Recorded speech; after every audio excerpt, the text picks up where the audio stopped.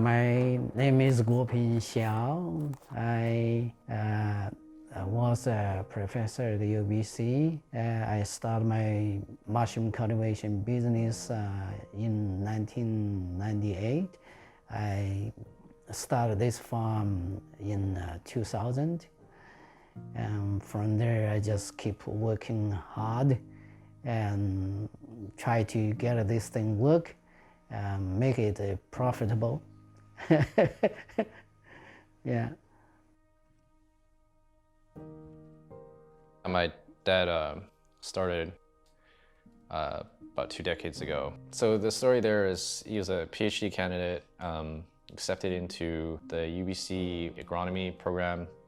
And then during Tiananmen Square, there was an option for students in Canada to become naturalized. And they were given a path to citizenship. Eventually, he brought my mom over.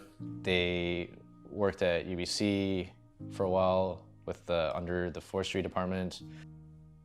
His program had generated a sizable interest in commercial mushroom production. They started producing mushrooms and selling them to restaurants, to hotels, and anybody that was interested in more than your your average like button mushroom. Worked for a long time, kind of just trying to establish himself.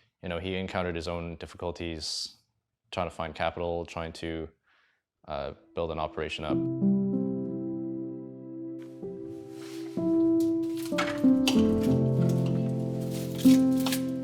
It's all hard working, yeah, and frustration because you needed to get the building built, and you have to deal with the city hall, all kinds of stuff you never expected.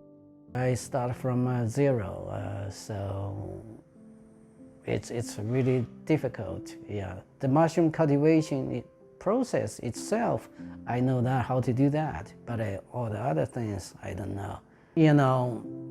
You learned something from university, right? And actually in practice, in reality, it's really different.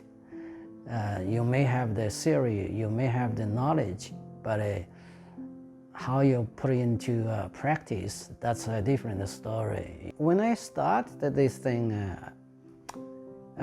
I rented a place from UBC. Yeah, when they are little, they are involved, but I don't know how much they learned. Yeah, David knows a lot.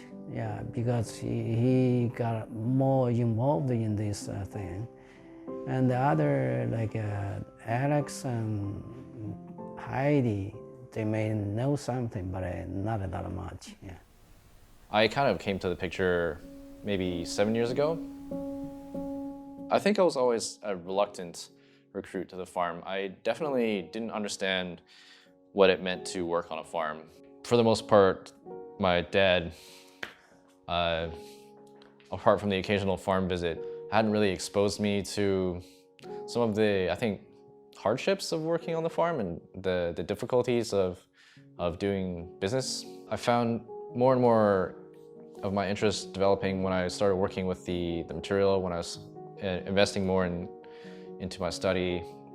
There were a lot of great soil science courses at UBC, and that's when I think I latched onto the idea that I could turn this into more than just a job. I looked at it as uniting some of the things that I was interested in. I was interested in food, I was interested in production of mushrooms and sales and building my own company.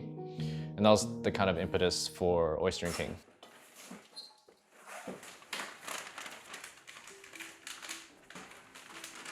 I started Oyster & King as like a very optimistic venture to kind of combine some of the ideals I had about how are we distributing and sourcing food in the industry, and what I saw at farmers markets and the way that chefs spoke about their other suppliers. There were these really amazing farms that were coming with really like fresh local produce, and there was a kind of change from the established distribution of produce to restaurants from wholesalers. A highly functional system, but like a lot of restaurateurs, maybe chefs, felt like I was missing something. So that was part of my inspiration of starting Oyster & King, was to like create a distribution for mushrooms in that kind of style with those kinds of values. The industry was very like enthusiastic. You were just like a young kid with a box of mushrooms in the back of a restaurant, and people were talking to you, just like acknowledging your work, acknowledging the quality of your product. And that, I think that initial impulse meant a lot to me. So, you know, the understanding that was given to us by a chef, I felt like there was something there that was intrinsically, whatever, deeply human, that we had to respect and value in how we did business with our suppliers and with our, you know, my friends, my employees. It was definitely kind of an ideal that we inherited.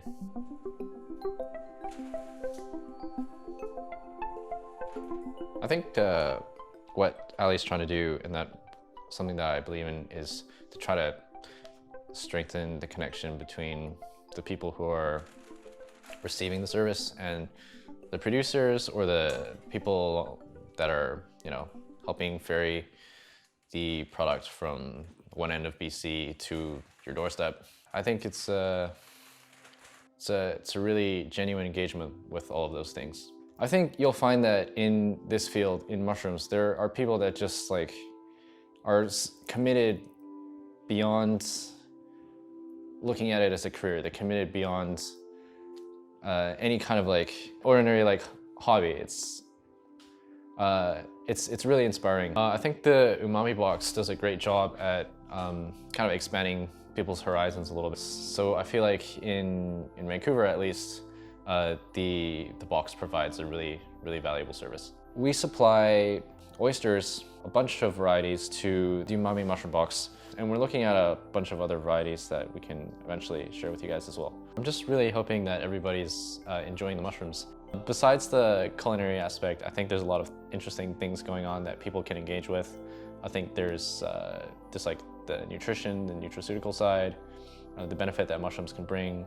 There's like really interesting stuff going on in mycology that they're engaging with, like microremediation or like materials production.